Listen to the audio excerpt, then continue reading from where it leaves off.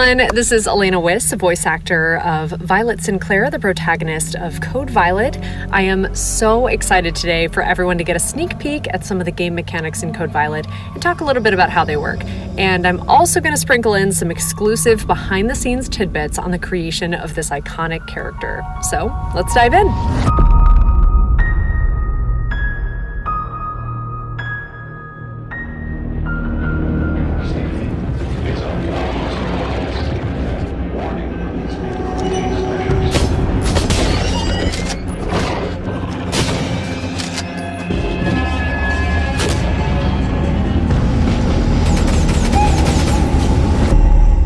In CodeViolet, manage an upgradable grid-based inventory, place items manually, or use autosort for instant organization. I know I love that as somebody who loves to organize things. Craft essentials like health kits, ammunition, and explosives, balancing scarce resources with an integrated recipe guide.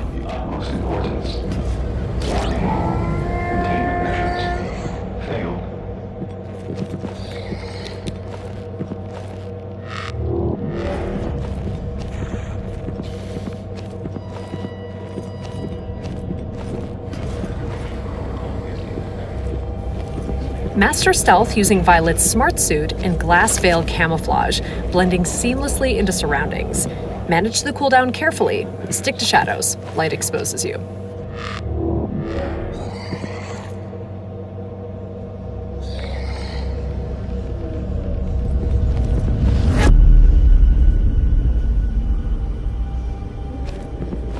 Attach suppressors to silently destroy lights and evade dinosaurs.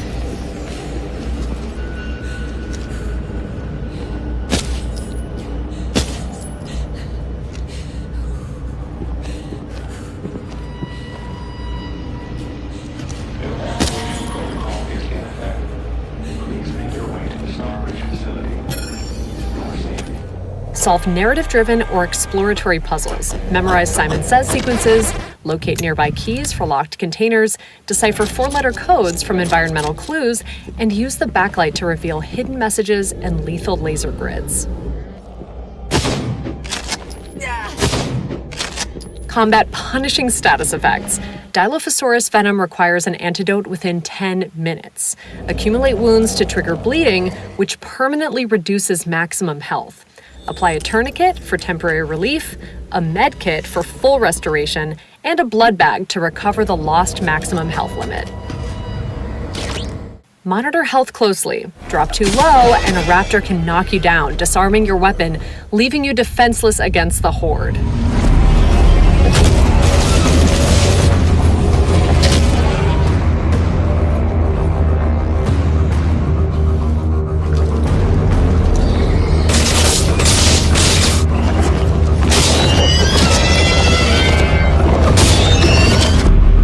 Well, there we have it. I hope you all have enjoyed this sneak peek at CodeViolet. Stay tuned to learn more about our protagonist, Violet Sinclair, and her journey in the upcoming story trailer.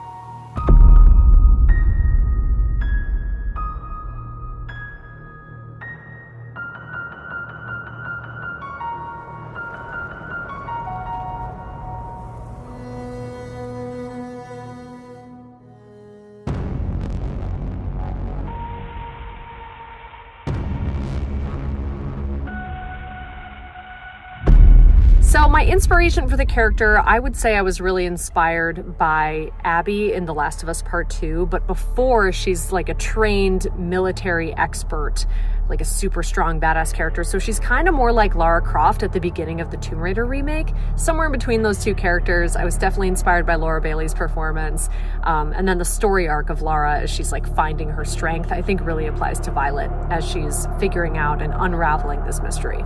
So Violet gets into a lot of scrapes in this game, and for that we had to create a library of effort sounds, which in the video gaming world is any sound that we are making with our voices to convey information to the player about what's happening, whether that's we're getting attacked, we're attacking, we're jumping, we're pushing something. It's a piece of information that we use our voices to create information about how we're interacting with the environment. And that's going to inform the player on kind of what's going on. How severe is this wound? Is the enemy dead or are they just hurt? Is our protagonist dead or is she just hurt?